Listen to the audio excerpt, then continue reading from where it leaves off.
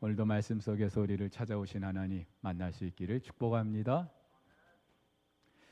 한 교회 담임 목사로서 때마다 그리고 필요에 따라 교역자를 초빙하게 됩니다. 안타깝게도 갈수록 교역자를 초빙하는 게 참 어려워지고 있습니다. 하지만 그렇다고 해서 또 아무나 모실 수도 없죠. 일단 서류를 통해서 이분이 어떤 분인지 검토를 합니다. 이분의 자라온 배경이라든지 학력과 또 경력 등을 신상 등을 검토합니다.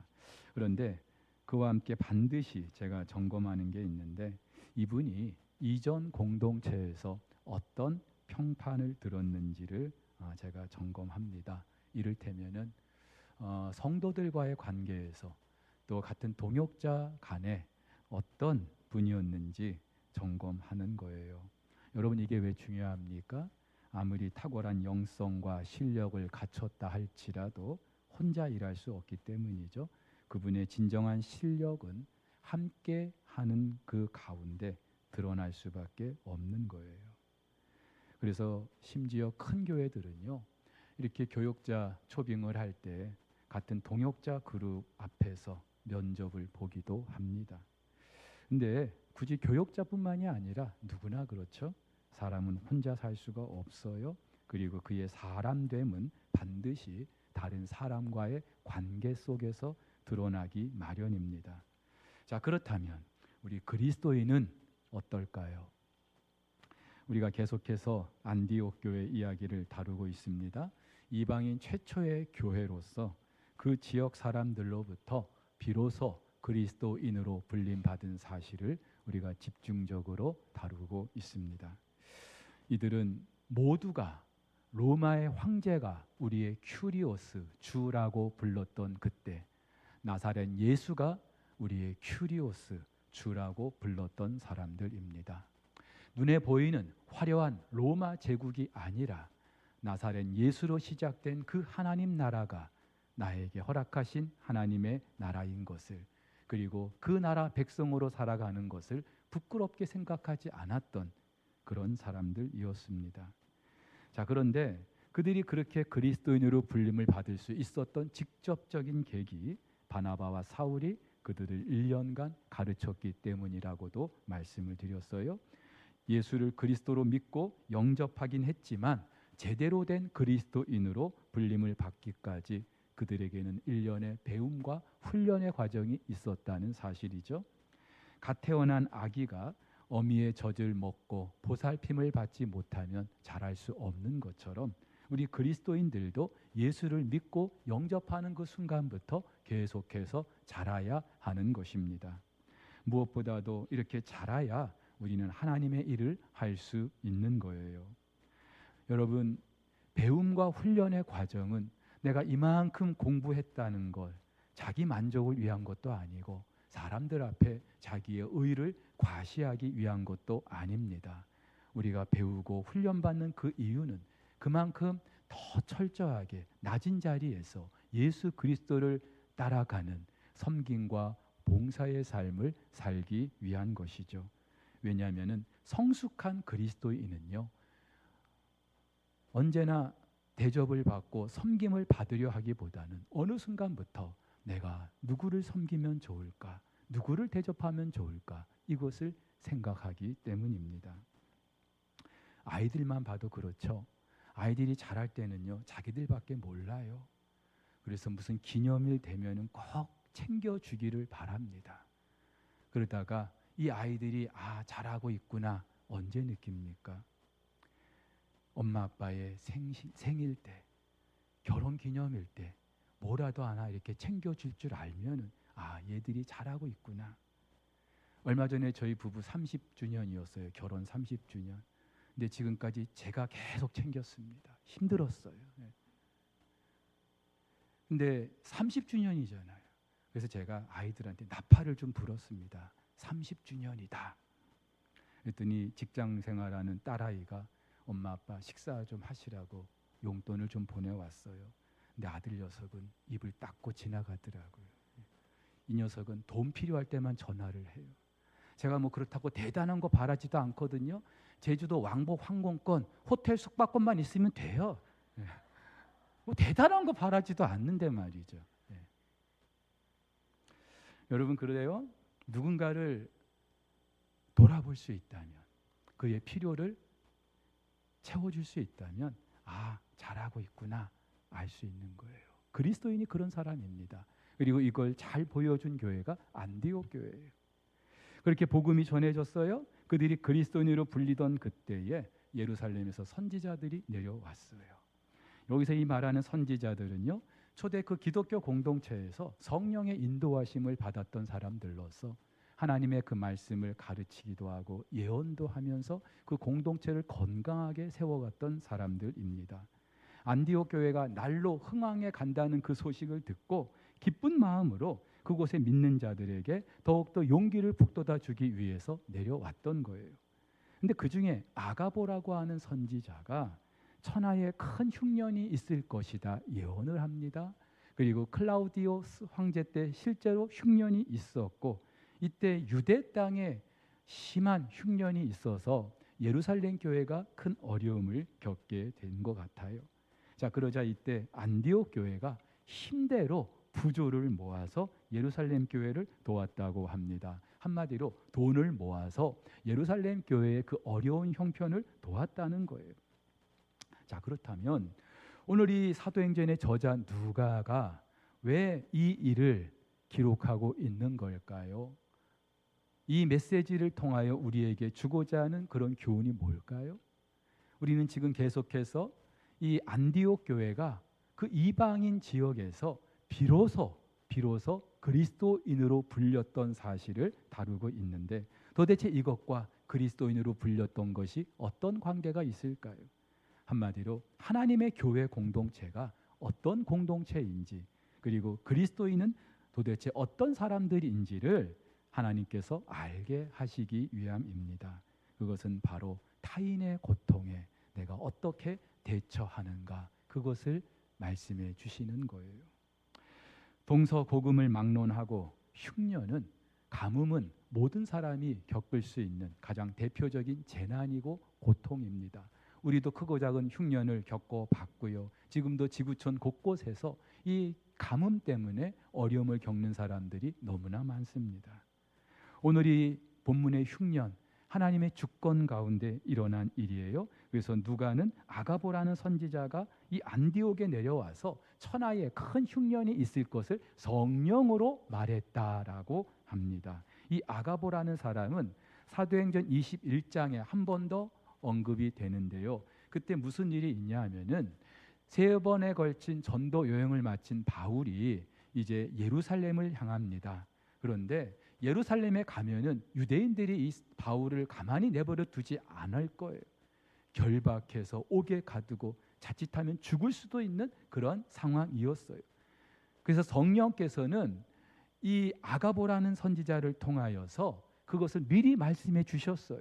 심지어 바울의 그 띠를 가져다가 시각적으로 그것을 꽁꽁 묶어내면서 이렇게 당신을 결박할 것이다.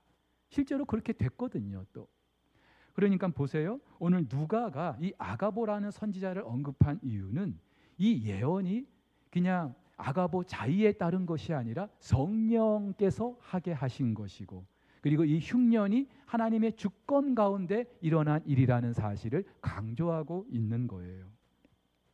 실제로 역사가들은요, 클라우디우스 황제 때 재임 기간에 몇 차례 흉년이 있었다라고 말해주고 있습니다. 그렇다면 적어도 오늘 이 본문의 맥락을 통하여 우리는요, 이 흉년을 허락하신 분이 하나님이시고, 그렇다면 이 흉년의 때 하나님께서는 당신의 백성들이, 그리스도인들이 어떻게 반응하는지 그걸 보고 싶어 하셨던 거죠. 한마디로 안디옥 교회를 시험하고 계시는 겁니다. 사실 여러분, 흉년으로 어려움을 겪고 있는 이 예루살렘 교회 얼마나 힘들었겠습니까? 이 흉년을 좀 견뎌보려고, 이겨보려고 얼마나 애를 많이 썼을까요? 또 이 흉년을 좀 빨리 물리쳐 달라고 얼마나 하나님께 부르짖었겠습니까? 하나님이 그걸 모르셨을까요? 흉년으로 가뭄으로 어려워하는 그들의 형편을 하나님이 다 보고 계셨을 거예요. 그들의 부르짖음을 다 듣고 계셨을 거예요. 그렇다면 어떻게 그들의 부르짖음을 응답하실까요? 갑자기 비구름을 몰아주시는 걸까요? 아니면 하늘에서 만나를 떨어뜨려 주실까요? 물론 하나님은 그렇게도 하실 수 있는 분이에요. 근데 여러분, 하나님은 보통 이러한 때 사람을 통하여 일하시는 분인 줄 믿으시기를 바랍니다. 여러분, 누군가의 마음을 감동하시는 거예요. 그래서 그 사람이 어려움을 겪는 또 누군가를 돕게 하시는 거예요. 이게 하나님 일하시는 방식이거든요. 그래서 우리 그리스도인들은요, 누군가 내 주변에 어려움을 겪고 있는 분이 있고 하나님께서 내게 감동을 주실 때 민감해야 돼요. 그런 감동이 있을 때는요, 하나님께서 사인이거든. 내가 너를 통해서 일하고 싶다. 사인이거든요. 여러분, 하나님 능력이 모자라서 우리를 쓰시는 게 아니에요. 하나님께서는 일하시는 분인데 우리와 함께, 하나님의 형상대로 지음받은 우리와 함께 일을 하고 싶어 하시는 거예요. 그리고 우리가 그 하나님의 은혜의 통로가 되게 하시는 거죠. 그래서 하나님께서는 예루살렘 교회가 어려움을 겪고 있을 때 안디옥 교회를 통하여 그들의 어려움을 돕게 하시는 거예요. 사실 이 안디옥 교회 이제 세워진 지 얼마 안 되는 신생 교회입니다. 그런데도 예루살렘 교회를 도왔다? 그만큼 이 교회가 성장했다는 거죠. 좀 더 정확히 말씀드리면 바나바와 사울의 가르침을 받으면서 그만큼 성숙한 교회가 됐다는 거예요.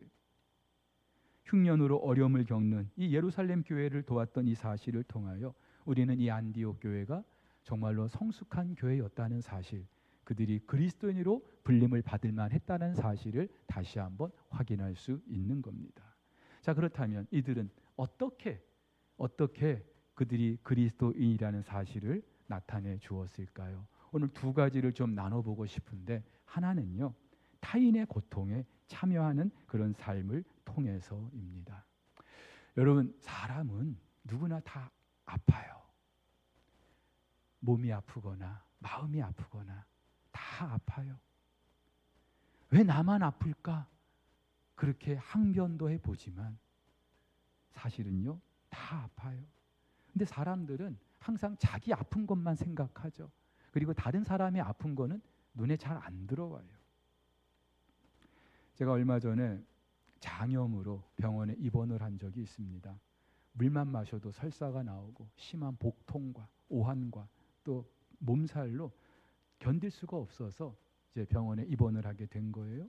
병원에 입원을 했는데 병실에 다른 환자가 있었습니다. 직업이 목사니까 웬만하면 어떻게 아파서 어디가 아파서 오셨는지, 어디서 오셨는지 물어보는 게, 인사하는 게 관례 아니겠어요? 근데 내가 너무 아프니까 그분이 눈에 보이지 않는 거예요. 그냥 나만 아픈 거예요. 그러다가 한 이틀 정도 지나서 좀 살만해지니까 비로소 그분이 보이는 거예요. 그러면서 어디가 아파서 오셨어요? 어디서 오셨어요? 비로소 이제 그분하고 주거니 받거니 교제도 나눌 수 있게 됐습니다. 그러면서 야, 나도 참 별 수 없는 그런 사람이구나, 그걸 다시 한번 깨닫게 됐는데, 여러분 그렇죠? 내가 아프면은요, 다른 사람이 아픈 거 잘 안 보여요. 근데 사실 정도의 차이는 있지만 누구나 다 아프잖아요.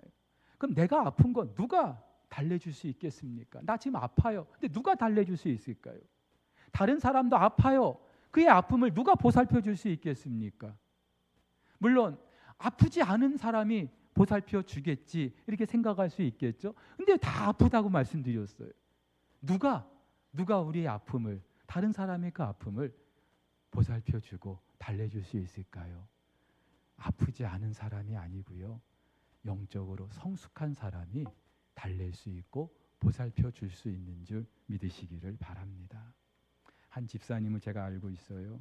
육신의 지병이 있고요, 몇 차례 수술도 하셨어요. 지금도 계속 진행 중이고 형편도 넉넉지 않아요. 어쩌면 다른 사람의 그 보살핌과 또 섬김이 절대적으로 필요한 분이에요. 근데 이분은요, 자기 아픔보다도 다른 사람의 아픔에 더 관심이 많은 분이에요. 더 연약하고 더 힘든 지체들을 돕는 일에 발벗고 나서는 분이에요. 얼마 전에 저에게 봉투를 하나 갖고 오셨어요. 그러면서 한 선교사님에게 보내달라고. 이분 형편에 꽤 부담이 될 수 있는 돈이었습니다. 당신도 이제 큰 수술을 앞두고 있는 그런 분이었어요. 그런데도 그 선교사님의 안타까운 이야기를 듣고 좀 보태달라고 봉투를 하나 가져온 거예요. 제가요, 얼마나 마음이 정말로 감동이 되는지 눈물이 핑 돌 정도로. 그래서 생각을 해봤어요. 아니, 하나님, 그 선교사님을 도우시려면 좀 형편되는 분, 좀 건강한 분 사용하시면 되지, 굳이 이렇게 몸도 아프고 또 형편도 어려운 분을 통해서 일하시는 이유가 뭘까?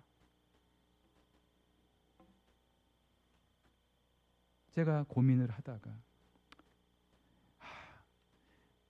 이분이 형편이 돼서 하는 게 아니라, 누군가를 도울 수 있고 살필 수 있는 것은 형편이 돼서가 아니라, 아프지 않아서가 아니라 그만큼 영적으로 성숙해야 할 수 있는 일이구나, 제가 다시 한번 확인할 수 있었어요.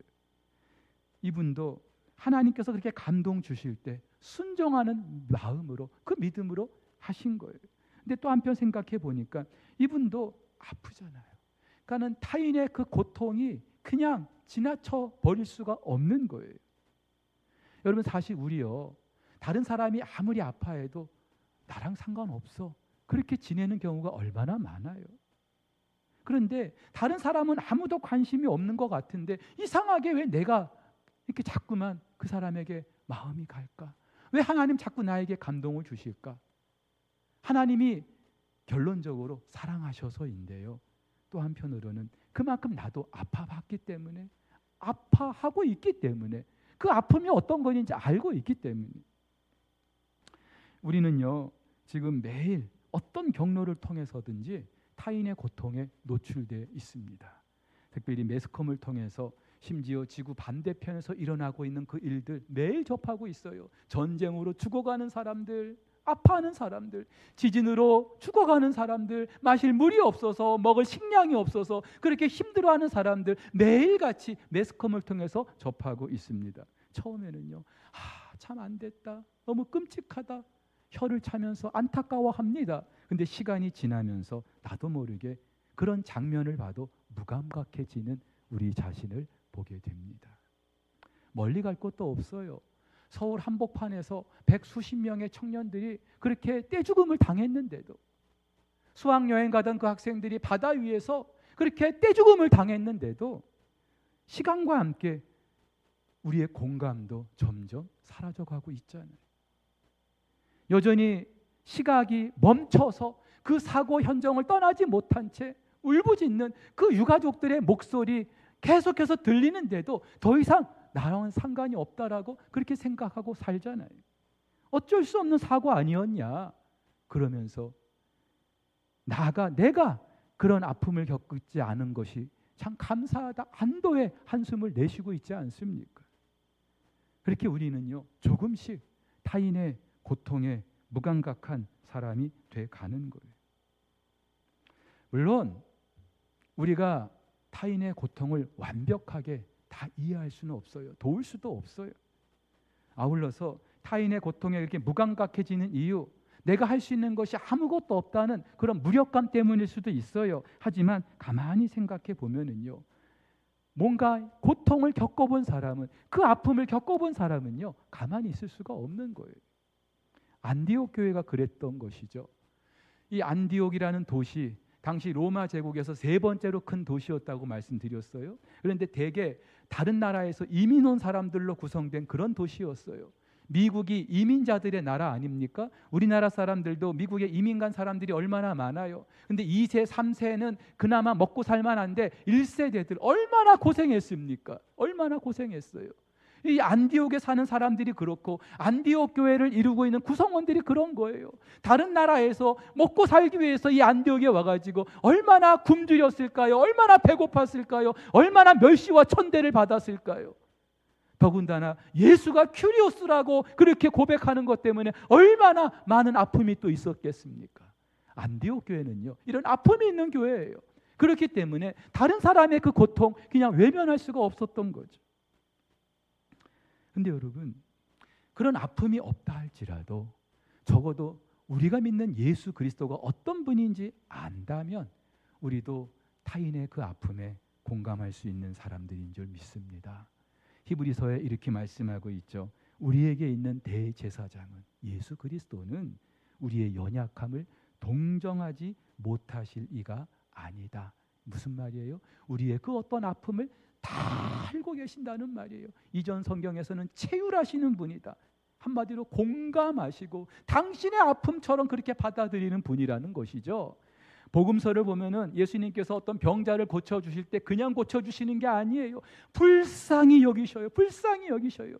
얼마나 아프니, 얼마나 아팠겠니, 앞을 보지 못해서 얼마나 힘들었겠니, 38년 동안 이 자리에 있느라고 얼마나 힘들었겠니. 불쌍히 여겨주셨어요. 그 불쌍히 여기심으로 죄와 사망의 그 신음하고 있는 저와 여러분들을 구원해 주셔서 당신의 백성 삼아 주신 줄 믿으시기를 바랍니다. 여러분, 그 예수 그리스도의 긍휼히 여기심이 오늘 저와 여러분들이 하나님의 자녀가 되게 한 거예요. 그렇다면 그 예수를 그리스도로 믿고 따르는 저와 여러분들 역시 그리스도의 그런 긍휼히 여기심, 불쌍히 여기심, 다른 사람의 고통에 함께할 수 있는 그런 사람들이 돼야 하지 않겠습니까? 지난 주간에 아침에 방송에서, 라디오 방송에서 자살 문제를 다루는 그런 그 프로그램을 제가 듣게 됐어요. 여러분, 지금 우리나라 자살 문제가 얼마나 심각한지 아십니까? 뭐 아실 거예요. OECD 국가의 자살률이 부동의 1위를 지금 기록하고 있다는 거. 그 방송 진행자가요, 다른 나라 같으면 이렇게 몇 년째 계속 자살률이 1위면은 나라에서 이걸 가만두지 않는다는 거예요.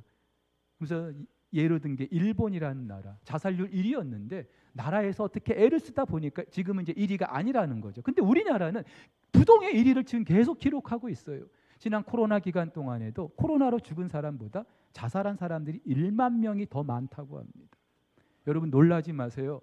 지금도 40분에 1명씩 자살하고 있대요. 우리나라 사람. 그러니까 우리가 지금 예배드리는 이 시간에도 어디선가 누군가 자살하고 있는 거예요. 출산율이 준다고 난리죠. 근데 여러분, 이 자살도 만만치가 않아요. 그렇다면은 적어도 우리 그리스도인이라면은 어떻게 해야 될까요? 관심을 좀 가져야 되겠죠. 근데 좀 관심을 갖고 싶은데 나도 아프거든. 우리 중에도 한 번쯤 죽고 싶다는 생각 안 해본 분 없을 거예요. 그래서 나도 아프니까 다른 사람의 아픔에 관심을 가질 여유가 없는 거예요. 근데요, 그 방송에서 뭐라고 말하냐 하면은 그럴수록, 내가 아플수록, 나도 죽고 싶다고 생각이 될 정도로 그렇게 아플수록 오히려 다른 사람의 그 아픔과 그 고통에 한번 참여해 보라고. 그러면서 주변에 그렇게 힘들어하는 사람들을 보면서 힘들지? 얼마나 힘드니? 이렇게 따뜻한 말 한마디라도 해주는 거, 그것이 그 사람도 살리지만 나도 살린다는 거예요. 죽고 싶어하는 나도 살리는 그런 방법이 된다는 거예요. 왜냐하면 누군가를 향한 관심, 그리고 그 봉사활동이 나의 자존감, 그리고 나의 정신건강을 높여주는 것이 된다는 거죠. 실제로 그렇게 다른 사람의 아픔에 공감하고 또 그렇게 참여하면서 나도 치유를 경험하게 된다는 겁니다. 여러분, 그렇다면은 내 아픔 때문에 다른 사람의 그 고통을 외면한다는 것은요, 나를 위해서도 절대로 옳지 않은 일이에요. 오늘 안디옥 교회 그 섬김을 단순히 돈을 보냈다 이렇게 말하지 않아요. 성경은 부조를 보냈다. 헬라어로 디아코노스라고 하는데요. 여러분, 이 디아코니아라고 하는 이 헬라어는 봉사라는 그런 말이 있어요. 이것의 또 다른 명사형 디아코노스, 집사, 여러분 잘 아시는, 한마디로 종의 자리에서 주인을 섬기듯이 주인의 관심에 그 주인의 필요가 무엇인지 그것을 위하여 섬기는 사람들. 그래서 바울은 로마서에서 이 헬라어를 성도를 섬기는 일이다 그렇게 번역을 하고도 있습니다. 근데 이 안디옥 교회 사람들은 예루살렘 교회가 어려우니까 그래 돈 몇 푼 건네는 걸로 자기들의 책임을 끝낸 게 아니라 종이 주인을 시중 들듯이 그들의 고통이 제거될 때까지 함께 고통을 분담하는 것으로 생각했다는 거예요. 그래서 마이어라고 하는 한 신약학자는 이렇게 말하고 있어요. 초대교회의 구제는 단순히 먹을 것을 뒷문으로만 건네주는 차가운 의무의 수행이 아니라 그들을 식탁에 초대해서 사랑과 기도와 관심과 복음을 나누는 사역이었다라고 말이죠. 오늘 이 안디옥 교회는요, 자기들 그 공동체뿐만이 아니라 저 멀리 있는 예루살렘 교회의 그 아픔을, 고통을 외면하지 않고 그 고통에 함께 참여하는 것으로 이들이 그리스도인이라는 사실을 증명해주고 있습니다. 근데 또 하나 있어요. 그것은 바로 그리스도의 몸을 이루는 그런 삶이었던 것이죠. 한마디로 이 안디옥 교회는 지체의식을 가졌다는 말입니다. 여러분, 이 예루살렘 교회는 역사상 최초의 교회이고 이후에 세워지는 다른 교회들을 돕는 모교회 역할을 해왔어요. 무엇보다도 예루살렘 교회가 전해준 그 복음 때문에 많은 교회들이 세워졌거든요. 그렇다면은 다른 교회들이 좀 어려울 때에 예루살렘 교회가 돕는 것은 당연한 일입니다. 근데 오늘 성경을 보니까 이 예루살렘 교회가 어려움을 겪고 있어요. 그러면서 그 예루살렘 교회 때문에 세워진 그 교회들이, 이방의 교회들이 예루살렘 교회를 돕고 있는 겁니다.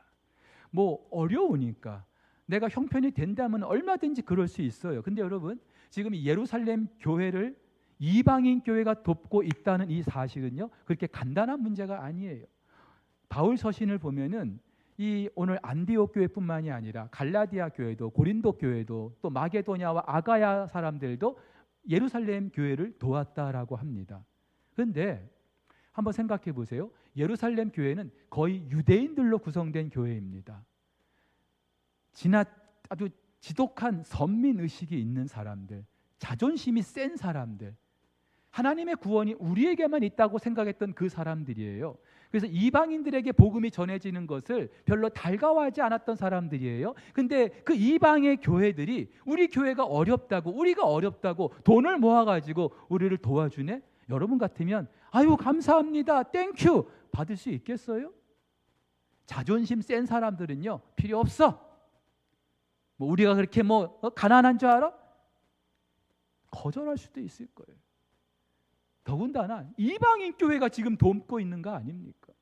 그래서 바울은요, 로마서 15장에서 지금 이제 유럽 교회들이 헌금을 모아줘, 예루살렘 교회에 돕기 위해서 헌금을 모아줬는데 그걸 들고 지금 예루살렘 가는 거예요. 근데 로마 교회에 어떤 기도 부탁을 하냐면은 저들이 예루살렘 교회가 내가 지금 가지고 있는 이 헌금을 저들이 받을 수 있도록 기도를 해달라. 이해가 안 돼요.